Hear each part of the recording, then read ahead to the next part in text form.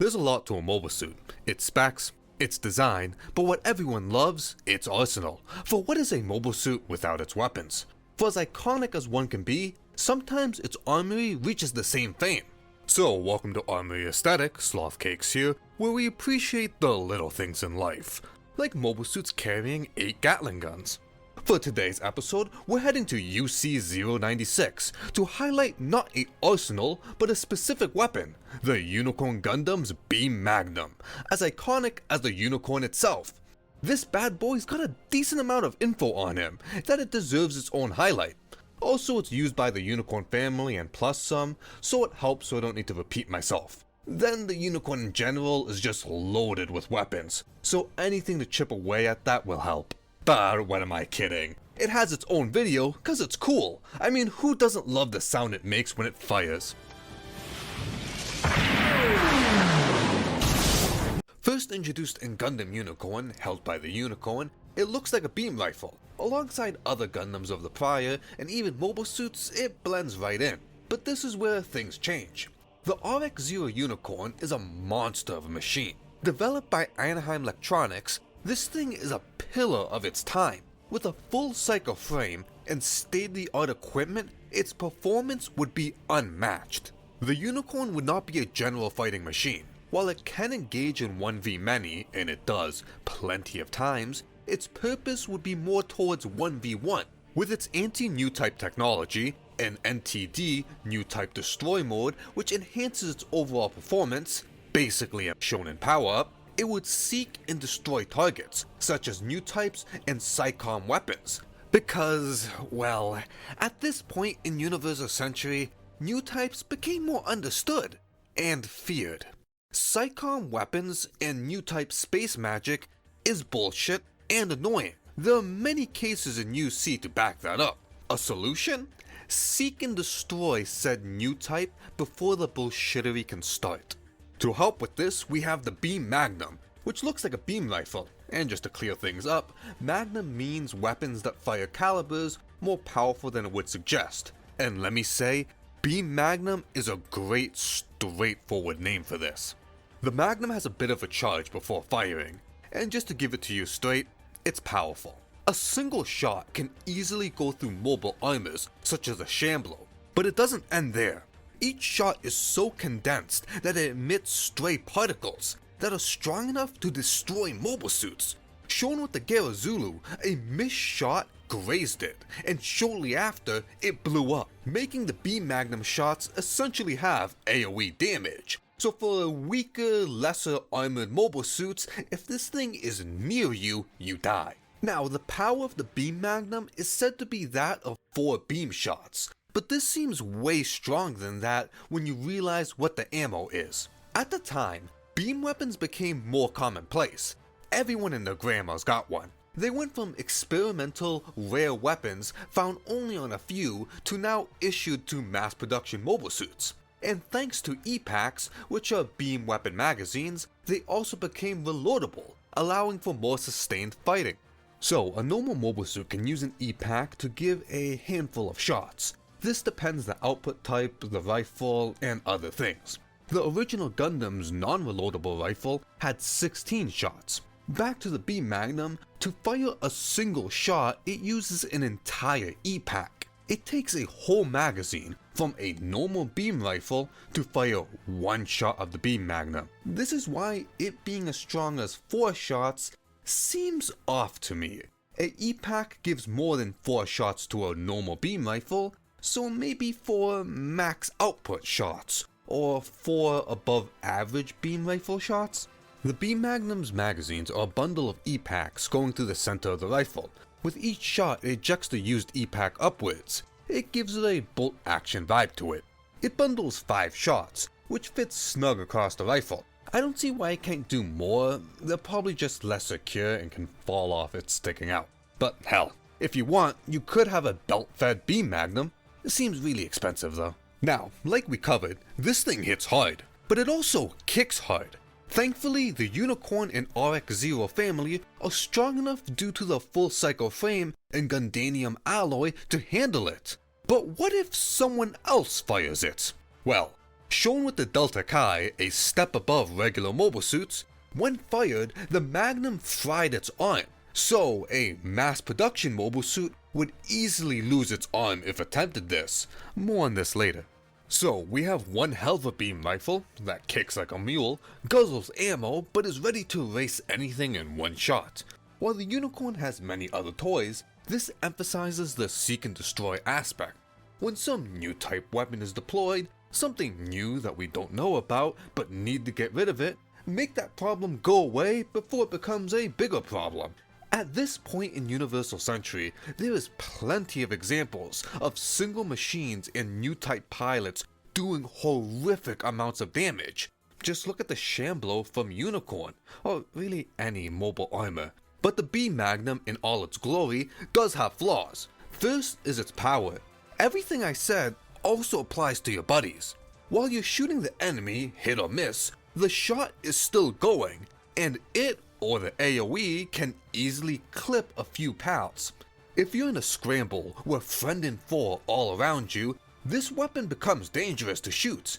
You don't know who you may accidentally hit, and that lingering stray particles can do more bad than good.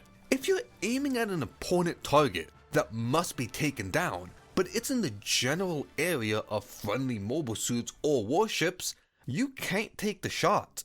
Next up is the ammo. It's a bit on the short side. Each bundle holds 5, you have one in with 2 spare. That's 15 shots. 15 powerful shots, but that's not a lot. That's one less than the original Gundam with its non-reloadable prototype beam rifle in UC-79. Then the Magnum just eats through E-packs. This might be fine if you're well supplied and the main character, but we can't ignore this issue, because 15 E-packs is a lot. That can supply 5 mobile suits with 3 mags each, and in certain situations, you may want that. A squad of jabronis, yeah, are jabronis, but they can be more practical in many situations. And yes, the Unicorn is the Unicorn, but the point's still there. On the topic of ammo, it's an odd choice. At this point in UC, we've had plenty of powerful beam rifles, Dwarven Wolf, Double Zeta, Nu, and Sazabi to name a few. And while E-packs were a thing then, to reach the high power, they drew energy internally, assisted by the mobile suit's generator. And these guys had high outputs to help back up their weapons. So why was the B Magnum not directly powered like these? Maybe it's to put less strain on the Unicorn's generator. Maybe because it has other weapons as well that draws power from its generator. Maybe they wanted the Magnum to be self-powered, or they had to work within a time frame with certain resources. Thankfully, the Unicorn has other toys to play with, and in the show, Banana Lynx realized the power of this thing, and utilized its other, not as deadly, but still deadly armaments, like the beam machine guns and bazooka, which means he has to deploy with other weapons for general use while carrying the Magnum. This would wrap up the general information of the beam Magnum. Not a lot, but not a little. But why end here? Others have used the beam Magnum, and some have a little pizzazz thrown in, so let's cover them. Going to the next RX-0 unit, the O2 Banshee. Well, its variant, the Norn, which has the same beam Magnum, but attached is the revolving launcher, a 4-barrel attachment, with each barrel housing a different weapon. This thing resembles that of the Super Napalm Launcher, a attachment for the RX-78's beam rifle, which he actually never used in the show. He detonates the entire thing to destroy leftover mobile suit parts, but he's never properly shot it, only in games and such. Anywho, the revolving launcher contains 4 different weapons. The Banshee can access them with the hand holding the Magnum, freeing the other for whatever need be. First up is the Beam Jitter. This is a 2-pronged beam saber meant for parrying and catching enemy beam sabers. It also works for engaging in close quarters when you can't reach a melee weapon in time. It's depicted long enough that it should work just fine as a quick beam saber. The Banshee has better options, but when you're in a pickle, it does the job. Then we have the MGA-AP. These are armor-piercing shells that release a blinding flash upon explosion. It fires 4 of them and pack a decent punch. It was shown to destroy an enemy's shields by themselves. Next up is the bot missiles. It's just shown to be 4 small missiles that are fired one after another, pretty simple. Then finally is the micro-hide bomb, firing a projectile that releases many small bombs that create a no-go zone, slowly drifting forward till they hit something. Great for creating distance or punishing someone rushing in. Really only usable in space, since the mines would just fall on the ground if there was gravity. It's not the craziest set of weapons, but it helps. It allows the Norn to have access to tools without letting go of the Magnum. As a little side note, in the Extreme Versus games, he can shoot out a napalm bomb. This is probably just a reference to the original super napalm launcher of that of the Gundams. But it's cool to think that the Banshee can equip different weapons for different scenarios, holding 4 at a time. I wonder what would happen if he, like a Muro, just hucked the whole thing then shot it. Now, for the non-RX-0 mobile suits, how do they handle the B Magnum? Well, terribly. Like I said, the Delta Kai's arm got busted. But what if you got the hots for the B Magnum and really want to use it, while not a unicorn type? Well, introducing the Silver Bullet Suppressor. It uses the Magnum, and upon firing it, it destroys its forearm. So this thing just carries spare forearms that load themselves in with its backpack, and bam, one shot, one E-pack, and one forearm. While a really funny concept, there may be some practical use here. Maybe it's just cheaper using mass production forearms than creating an arm unit that can handle it. Maybe they had time or resource constraints. It's also hilarious to think after a few deployments, the armory is just down a lot of E-packs and right arms.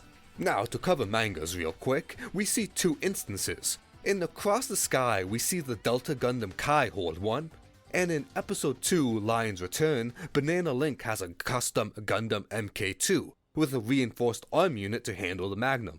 Then, like I said, any member of the RX-0 family can use it, but next we have an odd entry. The full armored unicorn Plan B, the Unicorn Gundam with a whole lot of shit on it. It's a fusion of the Unicorn family into one, then plus some. Then we have the Perfectbility Divine, or just the perfect unicorn, much easier to say, with even more shit on it. And if you look at the waist, we got a B Magnum. Same old, nothing new. But he has 2 of them, one for each hand, and it should be able to fire both. Nothing new to note here. Akimbo B Magnums are cool, cause why not? As a quick side note, shoutouts to all the cool weapons. There are just 2 of them put together, the Devastator, Twin Buster Rifle, and we can't forget the Stormbolter. I love all of them, and there's many more like them. Anywho, the B Magnum, a iconic weapon of Gundam, opposing, powerful, and more importantly, cool. Because no matter how complicated a machine is or gets throughout Gundam, be UC or any other timeline, we are all drawn towards the simple idea of a fictional energy weapon that makes a funny sound when fired. Thank you all for watching. Special thanks to those who support the channel, and you are all the E-packs to my B Magnum. And with enough support, maybe we can get a belt-fed one? Maybe? Someday? You all can leave now. Take care, hope to see you next time.